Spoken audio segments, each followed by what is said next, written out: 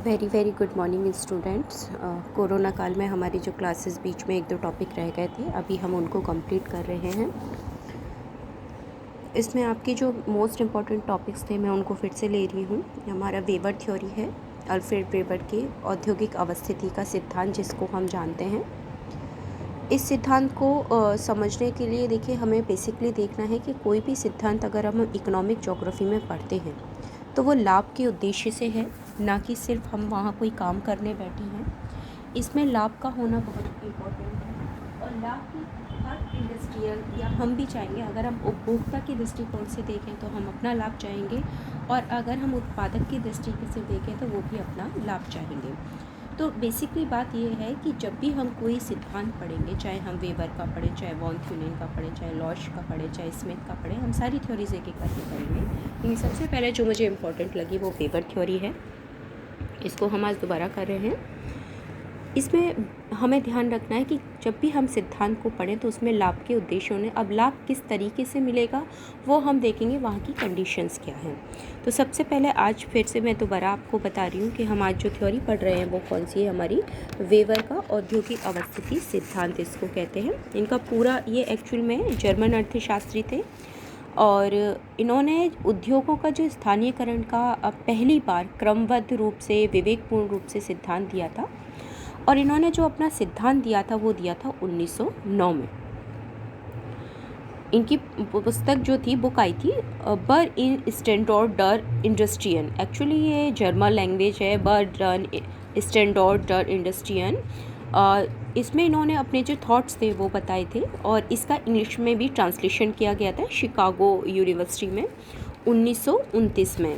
इसी का नाम जो बर्डन स्टैंडर्ड इंडस्ट्रियन था, इसका नाम चेंज होकर इंग्लिश में जब कन्वर्ट हुई थी तो इसका नाम हो गया था theory of location of the industries. इसके नाम से ये पब्लिश हुई थी।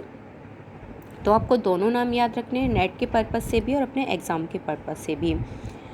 वेबर ने जो ये अपना थ्योरी दी थी, इन्होंने एक्चुअली लोहंड का एक सिद्धांत आया था, अल्प व्यय अवस्थिति सिद्धांत। तो इनका एक्चुअली खुद का बेसिकली नहीं था, इन्होंने लोहंड का आया था जो सिद्धांत, अल्प व्यय अवस्थिति सिद्धांत, उसी को उन्होंने आगे लेके बढ़ाया और इसी को इन्होंने समझाने का प्रयास किया था। और लोहंड ने ही 1882 से 85 में जो स्थानीयकरण के बारे में अपने विचार भी दिए थे।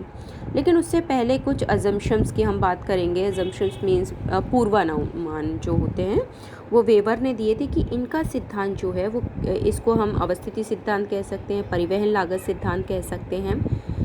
लेकिन क्योंकि इन्होंने न केवल परिवहन बल्कि श्रम को भी इन्होंने इसमें इम्पोर्टेंस दिया, स्थानीयकरण को भी इन्होंने इम्पोर्टेंस दिया, तो हम बेसिकली इसको लाभ के सिद्धांत से भी जान सकते हैं। वेबर के जो अजम्पशंस थे कि इनके द्वारा जो इनका सिद्धांत है उसके लिए कुछ मान्यताएं होनी ज़रूरी हैं, और उन मान्यताएं जहां पाई जाएंगी या जो इनके थॉट्स हैं वहाँ पाए जाएंगे, वहीं पे सिद्धांत इनका लागू होगा। इनका जो सिद्धांत था न्यूनतम परिवहन लागत के नाम से विशेष रूप से प्रचलित रहा है, फेमस रहा है। और इनका जो सिद्धांत है इसको मैंने फिर वही कह रही हूँ, लाभ के उद्देश्य से प्राप्ति के लिए किया गया था। वेबर के द्वारा जो इन्होंने परिवहन लागत बताई थी वो दो तरीके की बताई थी।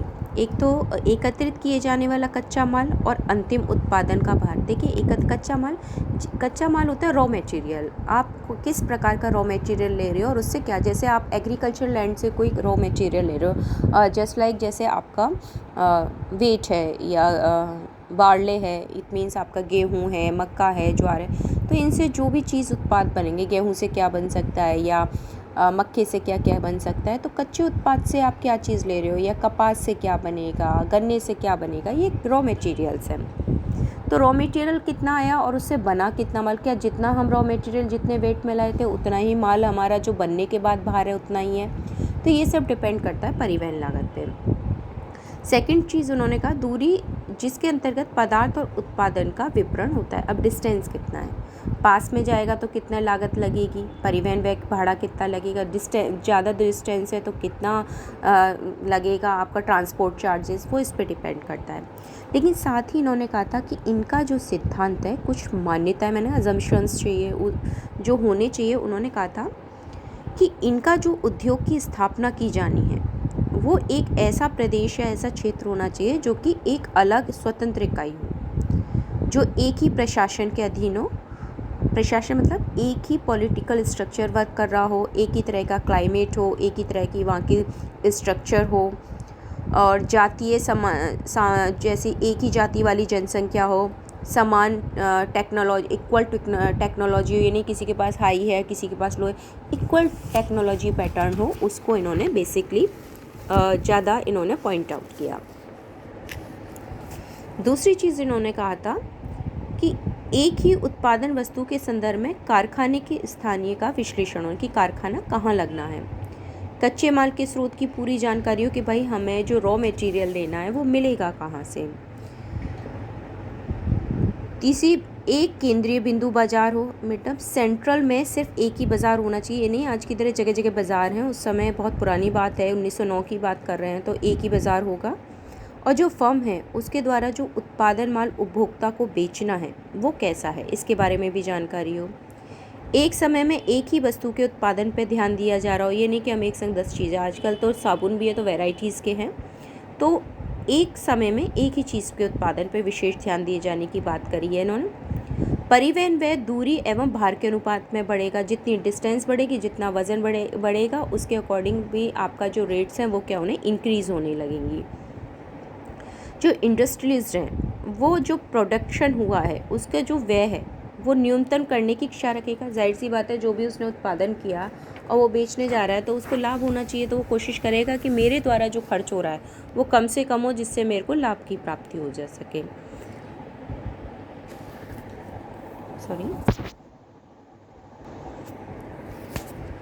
साथ ही इसमें ये भी ध्यान रखना है कि श्रम निश्चित प्रदेशों में उपलब्ध हो, मतलब ऐसा नहीं कि श्रमिक हर जगह, एक होते हैं श्रमिक, एक होते हैं कुशल श्रमिक।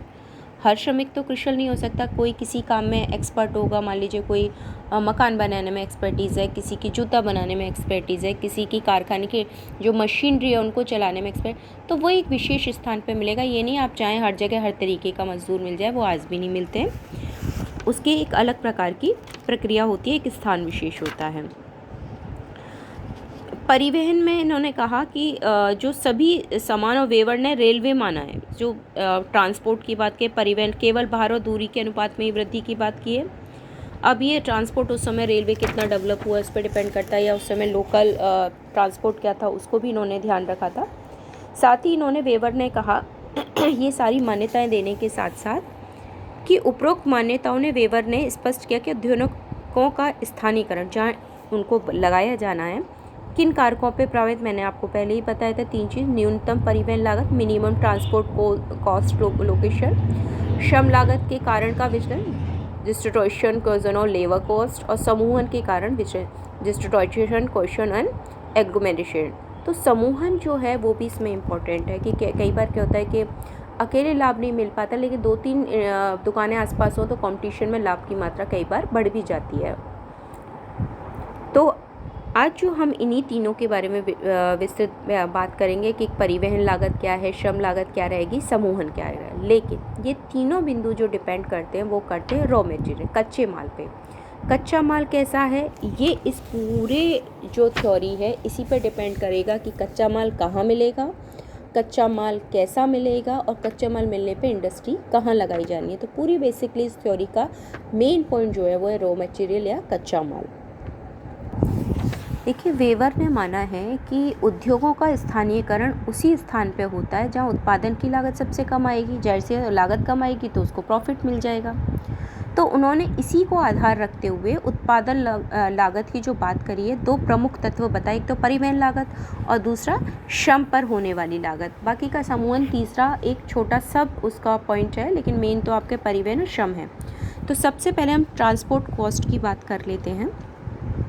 ये भी 2 तरीके की बताई है उन्होंने, एक तो आवक लागत या विपणन लागत। आवक लागत या विपणन लागत से हमारा असेंबली कॉस्ट, जैसे कच्चा माल है, ईंधन को उत्पादन स्थान पे पहुंचाना में आती है। हमने जो भी कच्चा माल है जहाँ से हम जहाँ लेके जा रहे हैं उसके बीच में जो लागत लग रही है, और जो डिस्ट्रीब्यूशन ऑफ मार्केटिंग कॉस्ट है, विपणन लागत, तो जो माल तैयार होने के बाद बाज़ार में बेचने के लिए जाता है उसकी जो लागत है या उसका जो मूल्य है उसको हम किस में लेते हैं, विपणन या डिस्ट्रीब्यूशन ऑफ मार्केटिंग कॉस्ट में लेते हैं। तो इन दोनों को ही हमें ध्यान रखना है कि बने हुआ माल कितने में उसकी कॉस्ट तैयार होगी, या जो कच्चा माल है उसकी कॉस्ट क्या रहेगी, दोनों में अंतर तो आएगा। इन दोनों में भी कुल परिवहन के अंतर्गत कच्चा माल और ईंधन की जो आवक लागत है, उत्पादन की विपणन, दोनों को भी शामिल कर सकते हैं एक साथ। तो वेबर के अनुसार अगर हम बात करें तो किसी भी उद्योग की जो इकाई जहां लगानी है, स्थापित करनी है, वहां पे कच्चे माल को एकत्रित करने और निर्मित करने के लिए बाजार तक पहुंचाने में जो परिवहन पर किए जाने वाला मूल्य है, जो दाम है, जो जहां सबसे कम आएंगे वहीं पे इंडस्ट्री लगाई जाएगी। तो इसके लिए हमें कुछ चीज़ें, परिवहन लागत को प्रभावित करने वाले जो कारक हैं उनको हमें, इन पॉइंट्स को मैंने इसमें दिए हुए हैं कि अगर मान लीजिए एक ही कच्चा माल चाहिए किसी इंडस्ट्री के लिए, या एक से कुछ निर्मित नहीं हो रहा, दो माल मिला के, जैसे आपको एल्यूमिनियम इंडस्ट्री है तो दो चीज़ मिलके लोहा और बॉक्साइट लेना पड़ेगा। तो इसी प्रकार से हमें ध्यान रखना पड़ेगा कि कच्चा माल किस प्रकार का है। तो इनके लिए भी कुछ शब्द हैं जो हमें पता होने चाहिए, जैसे स्थानीय पदार्थ है, लोकलाइज्ड मार्केट है, ऐसे पदार्थ जो निश्चित स्थान और स्थान विशेष पे मिलें, जैसे कई कोयला है हर जगह नहीं मिल सकता, खनिज सोना है हर जगह नहीं मिल सकता, ईंधन है हर जगह नहीं मिल सकता, तो इसका मतलब वो स्थान विशेष पे ही मिलेंगे। जैसे पेट्रोल का नाम आते ही दिमाग में आता है सऊदी अरब, अरब कंट्रीज़, ठीक है। अब गोल्ड का नाम आते ही दिमाग में आता है अफ्रीका, डायमंड अफ्रीका, ठीक है। तो पर्टिकुलर जगह हैं जहाँ पे वो चीज़ मिलती हैं। एक होती है सर्व सुलभ पदार्थ, ठीक है। सर्वसुलभ ऐसी चीज़ जो सब जगह मिल जाएंगी, उसके लिए किसी विशेष स्थान पे जाने की ज़रूरत नहीं है। जैसे अपनी पानी है, हवा है, मिट्टी है, ये सारी चीज़ें सब जगह उपलब्ध हैं, तो इसके लिए थोड़ा हमें कहीं स्थान विशेष पे जाने की ज़रूरत है। तो हमारे यहाँ भी मिलेगी, दूसरे स्थान पे भी मिलेगी। एक होता है प्योर मटेरियल। प्योर मटेरियल या शुद्ध पदार्थ, वे पदार्थ जिनको कच्चे माल से तैयार करने में उनके वज़न में कोई विशेष, जैसे कपास है, बिनौला जो उसका बीज होता है उसमें रुई निकलती है, उसको निकालने के बाद उसका वज़न जितना कपास है उतने का ही कपड़ा बन जाएगा, तो उसमें कोई छीजत नहीं जाती है। तो ऐसे कच्चा माल जिसका जितना कच्चा माल है और उससे उतना ही तैयार माल निर्मित हो, तो उसमें वज़न का कोई हानि ना हो, ऐसे पदार्थ को हम कहते हैं शुद्ध पदार्थ। इस पे भी स्थानीयकरण का कोई विशेष प्रभाव नहीं पड़ता। ऐसे पदार्थों का आप कहीं पे भी इंडस्ट्री, या तो कच्चे माल के पास लगा लीजिए या बाज़ार में लगा लीजिए, एक ही तरीका काम करेगा, क्योंकि आप बाज़ार में लगाओगे तो आपको कच्चे माल को ढो के बाज़ार लाना पड़ेगा, और अगर मार्केट बाज़ार में नहीं लगाओगे, कच्चे माल के पास लगाओगे, तो कच्चे माल पे लगाने के बाद तैयार करके बाज़ार लेके जाना पड़ेगा, तो उसमें कोई लॉस नहीं है, क्योंकि उसमें वज़न कहीं भी घट नहीं रहा। तो ऐसी इंडस्ट्री को आप कहीं पर भी लगा सकते हैं, बाज़ार में भी और कच्चे माल के पास भी। एक होता है अशुद्ध पदार्थ, ग्रॉस मटेरियल। इट मीन्स, देखिए, एक मैंने शुद्ध कहा जिसमें वज़न ही नहीं, एक होता है ऐसा पदार्थ, कच्चा माल तो वज़न में बहुत होता है, बनने के बाद उसकी मात्रा क्या रह जाती है। देखिए सबसे सिंपल आसान जो हम काफ़ी देखते हैं, जैसे आप गन्ना देखते हैं, गन्ने का जब रस निकलता है कितना गन्ना है, और उसमें वेस्ट मटेरियल ज़्यादा निकलता है और रस निकलता है। दो गन्ने अगर अच्छी क्वालिटी का होगा तो एक गन्ना, और ख़राब क्वालिटी का हो दो गन्ने के बाद एक गिलास जूस निकल पाता है। तो उसमें छीजत ज़्यादा गई और माल के जो तैयार हुआ वो कम हुआ। ये तो मैंने जूस की बात करी, चीनी की बात करेंगे तो और खपत हो जाएगी। तो ऐसी कच्चा माल जिनका भार तैयार माल के दौरान कम हो जाता है, कच्चे माल की अपेक्षा जब माल तैयार होगा तो उसमें वज़न कम हो, तो ऐसे को इंडस्ट्री का सबसे बेसिक है, फ़ायदा उठाना है तो आप उस इंडस्ट्री को कच्चे माल के पास लगा दो, क्योंकि आप बाज़ार में लेके जाओगे, बाज़ार में माल आपका ज़्यादा हो गया वज़न में, और जब बन के बना माल आप 30 टन लेके गए और माल आपको मिला कितना 10 टन ही, तो नुकसान हो गया ना, 20 टन आपने अतिरिक्त परिवहन भाड़ा दिया। तो इससे बेटर है आप ऐसी इंडस्ट्री को कहाँ लगा दो जहाँ पे वो इंडस्ट्री कच्चा माल जहाँ भार त्यागी हो, इसको अशुद्ध पदार्थ या भार त्यागी पदार्थ भी कहते हैं। पांचवी चीज़ आपको ध्यान रखनी पड़ेगी, आइसोडोपेन पदार्थ सूचकांक या निर्देशक। आइसोडोपेन मटेरियल इंडेक्स बोलते हैं या आइसोडोपेन कहते हैं, या इसको हम और इसी के समान परिवहन लागत। वेबर ने कहा था, देखिए, पदार्थ सूचकांक स्थानीयकृत पदार्थों के वज़न जो होता है, निर्मित माल वज़न, एक तो कच्चा माल कितने वेट का है और निर्मित माल कितने वेट का है, उन दोनों का अनुपात निकालने के बाद जो रेखाएं आपस में मिला के खींची जाती हैं वो मटेरियल इंडेक्स के नाम से जानी जाती हैं। स्थानीय पदार्थ जो होते हैं वो कच्ची अवस्था में या निर्मित अवस्था के भार के अनुपात को निर्देशांक कहते हैं, ठीक है। ऐसी वस्तुएं जो शुद्ध पदार्थ से बनती हैं और जिनका वजन बराबर रहता है, उनका पदार्थ सूचकांक सदैव एक सा रहेगा, तो एक से इंडिकेट कर देंगे।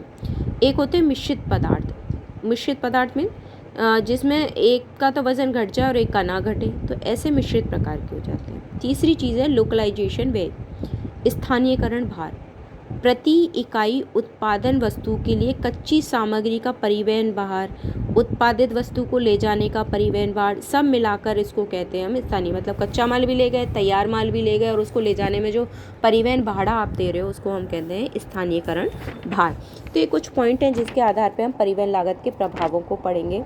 सबसे पहला है हमारा, अगर मान लीजिए हमारे पास हमें कोई इंडस्ट्री लगानी है और उसमें हमारे पास ये इन्होंने पहले ही क्लियर कर दिया था मान्यताओं में कि एक ही बाज़ार होना चाहिए, बाज़ार 10 नहीं होने चाहिए। पहली कंडीशन एक ही बाज़ार होगा। दूसरी चीज़ हमें कच्चा माल भी कितना चाहिए, सिर्फ एक कच्चा माल चाहिए जिससे कोई भी चीज़ हम बना सकें। तो इसमें जब एक कच्चा माल और एक ही बाज़ार की स्थिति होगी तो क्या क्या संभावनाएं हमें देखने को मिलेंगी। सबसे पहली चीज़, यदि कच्चा माल सर्वत्र सुलभ, जैसे मैंने अभी आपको बताया मान्यताओं में कि कच्चा कौन सी चीज़ें सर्वत्र सुलभ, जैसे हवा है, पानी है, मिट्टी है, सर्वत्र सुलभ है, तो उद्योग बाजार बिंदु पे स्थापित होगा, क्योंकि इसके लिए कच्चे माल के पास आने की ज़रूरत ही नहीं है, क्योंकि वो तो उसे बाजार में ही मिल जाएगा, तो वहीं बनेगा, वहीं बिक जाएगा माल। दूसरी कंडीशन चेंज हो सकती है, यदि कच्चा माल शुद्ध और स्थानीय है। शुद्ध मतलब जिसमें वज़न नहीं घट रहा, जितना लिया उतने का, लेकिन वो क्या है, एक स्थान विशेष पे ही मिल रहा है। तो उद्योग की इस जो स्थापना है वो बाजार बिंदु पे, कच्चे माल स्रोत पर, या दोनों के मध्य कहीं पे भी लगाया जा सकता है। क्योंकि देखिए जो शुद्ध चीज़ है उसको तो आप कहीं पे भी लगा लो। मैंने आपको कारण भी बताया था, आप कच्चा भी लेके जाओगे तो भी बाज़ार तक लेके आना है, तैयार करके लेके जाओगे तो भी बाज़ार में ले जाके बेचना है। तो आपकी मर्ज़ी है ना, आप वहीं पे कहीं पे भी या दोनों के बीच में आधी आधी दूरी कर लीजिए, लेकिन परिवहन भाड़ा आपका फिर भी उतना ही निकलेगा, कोई ज़्यादा फ़र्क नहीं आएगा। तो आप कहीं पे भी, तीनों जगह में से कहीं पे भी आप अपना उद्योग लगा सकते हैं। नेक्स्ट कंडीशन है आपकी, यदि कच्चा माल केवल सकल पदार्थ हो तो उद्योग कच्चे माल के स्रोत पे ही लगेगा। सकल का मतलब भार त्यागी। मान लीजिए वही गन्ने का उदाहरण मैं दूँ, गन्ना है, गन्ने से आपको चीनी बनानी है, तो उसके लिए क्या होगा, बनना इतना वज़न आप लाद के दे के जाओगे और निकलेगा उसमें से कुछ नहीं। तो इससे बेटर है उसकी इंडस्ट्री गन्ना जहाँ उत्पन्न हो रहा है, ईख जहाँ लग रही है वहीं लगा दीजिए, और वहाँ से जब उसका माल तैयार हो जाए तब उसे बेचने जाइए, तो आपका नुकसान कम होगा। ठीक है, तो ये चीज़ें आपको ध्यान रखनी है। अगला चौथा बिंदु जो है, यदि कच्चा माल शुद्ध है और सभी जगह उपलब्ध है तो शुद्ध पदार्थ का प्रभाव नहीं पड़ेगा। सर्वत्र उपलब्धता जो है, जो चीज़ सब जगह मिल रही है, उसके कारण जो हमें मार्केट में ही लगाने में फ़ायदा होगा, क्योंकि कुछ चीज़ तो हमें मार्केट मिल रही है और पदार्थ शुद्ध है, तो इससे बेटर है ना पदार्थ को मार्केट में ले जाइए, वहीं की वहीं निर्माण कीजिए, बाकी की सारी चीज़ तो उन्हें बाज़ार में मिल ही रही हैं, तो वहीं का वहीं वो माल बिक जाएगा। तो ये कंडीशन सिर्फ किसके लिए, जब एक ही बाज़ार हो, कच्चा पदार्थ भी हमें क्या चाहिए, सिर्फ एक। अब लेकिन कंडीशन चेंज हो जाती, 2 कच्चे पदार्थों की ज़रूरत है और बाज़ार फिर वही रहेगा, क्योंकि इनकी फर्स्ट कंडीशन मार्केट एक ही होना चाहिए। 2 कच्चे पदार्थ और एक बाज़ार की स्थिति हो। यदि दोनों कच्चे माल सर्वत्र सुलभ है तो उद्योग, जब सभी चीज़ सब जगह उपलब्ध है तो क्यों हम कच्चे माल के पास जाएं, बाज़ार में ही ना लगा लें उसकी इंडस्ट्री को, क्योंकि जब सर्वत्र सुलभ है वहीं की वहीं उस कच्चे माल को उपयोग कीजिए, वहीं निर्माण करके वहीं की वहीं बेच दीजिए, तो आपकी परिवहन लागत बच जाएगी। तो सर्वत्र सुलभ वाली स्थिति में आप मार्केट में ही लगाएंगे तो फ़ायदा रहेगा।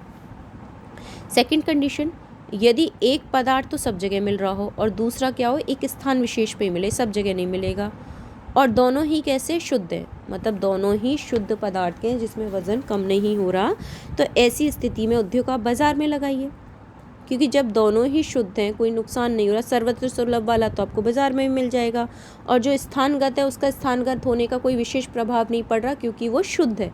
तो शुद्ध हो या तैयार हो, जाना तो उसे बाज़ार में ही है एटलीस्ट बेचने के लिए, तो इससे बेटर है ऐसी इंडस्ट्री को हमें कहाँ लगाना चाहिए, मार्केट में लगाना चाहिए। अब हम इसी स्थिति को अपोजिट करके सोच सकते हैं कि मान लीजिए कच्चा पदार्थ जो है वो कैसा है, भार त्यागी है। एक तो शुद्ध था जिसका वज़न कम नहीं हो रहा था तो कहीं मार्केट में लगा लीजिए, लेकिन जिसका वज़न ही कम हो जाएगा फिर कंडीशन है, और अभी तक मैं बात कर रही थी सिर्फ एक, अब 2 कच्चे पदार्थ की मैं बात कर रही हूँ। कच्चा पदार्थ क्या है, भार त्यागी है और 2 निश्चित स्थानों पे है, तो उद्योग की स्थिति कहाँ लगेगी, ये समस्या का विषय हो गया कि दोनों ही भार त्यागी हैं, लेकिन दोनों ही क्या हैं, स्थान विशेष पे मिल रहे हैं, सर्वत्र सुलभ नहीं है, तो आप कहाँ लगाओगे।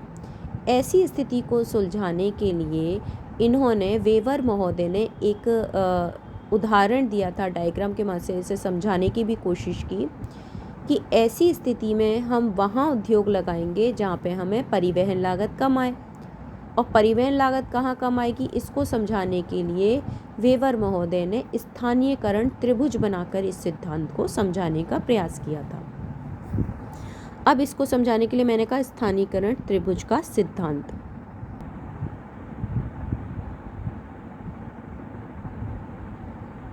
अगर हमें उद्योग ए पे लगाना है, क्योंकि हमें स्थानीयकरण त्रिभुज सिद्धांत है, इस जगह हमें उद्योग लगाना है,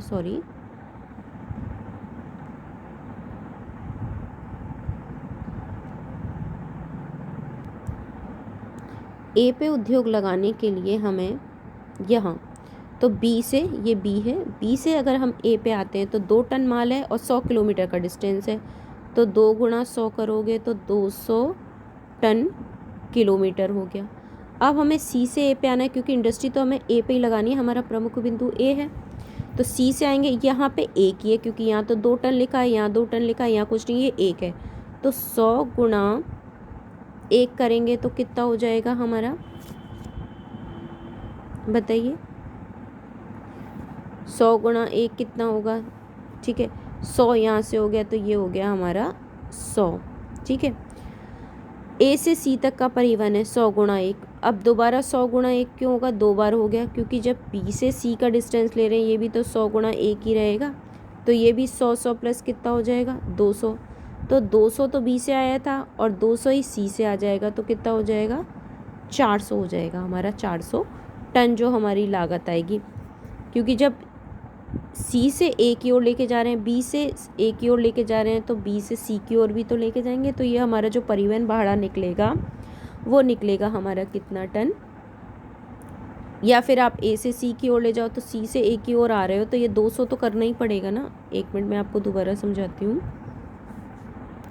चाहे तो आप इसको 2 बार में कर लीजिए, 100 गुणा 1 100 गुणा 1 2 बार में, क्योंकि 2 टन का माल है यहाँ पे, या सीधे 2 गुणा 100 कर दीजिए तो 200 200 400 हो जाएगा, तो यहाँ पे जो मान निकलेगा वो आपका 400 हो जाएगा, लागत जो टन निकलेगी किलोमीटर में, ठीक है।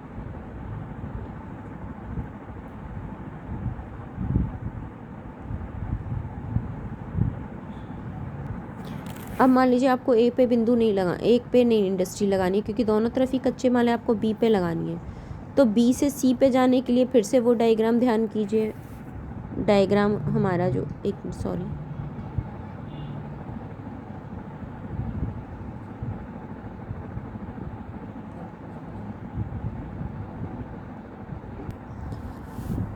इसी तरह यदि आप बी और सी पे भी उद्योग स्थापित करेंगे तो जो परिवहन व्यय आएगा वो 400 टन नहीं आएगा, क्योंकि सबका इक्वल ही है।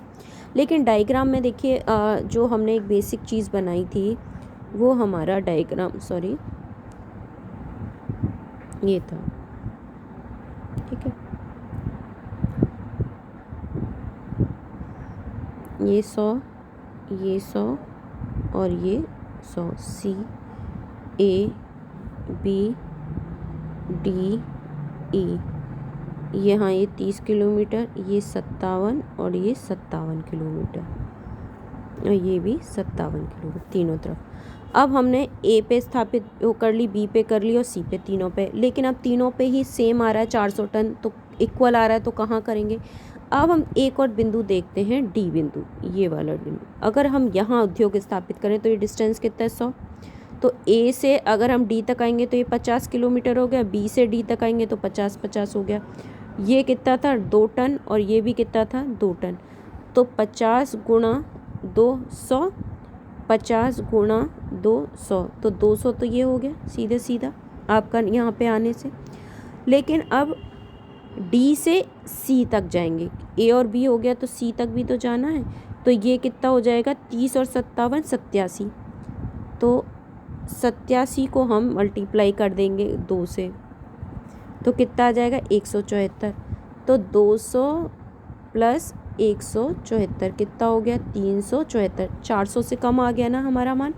तो इसका मतलब यहाँ लाभ मिलेगा, लेकिन अभी हमें एक बिंदु और मिल रहा है ई, ये वाला। तो यहाँ पे भी देख लेते हैं स्थापना करके, ए पे, बी पे और सी पे, तीनों पे 400 टन आया। अगर डी पे स्थापित करते हैं तो 374 आ रहा है। अब हमारे पास एक और बिंदु रह गया ई, जिसको हमें समझना चाहिए कि अगर यहाँ हम उद्योग स्थापित करें तो हमारा माल या दाम कितना आएगा, ये भी देख लेते हैं। मान लीजिए हमें पी बिंदु पे इस जगह हमें अपना उद्योग स्थापित करना है। तो यहाँ से ये 57 है, यहाँ से ये 57 है और ये भी 57 है, ठीक है। अब ए से अगर पी तक जाएं तो 2 टन है, 2 गुणा 57 कितना होगा 114।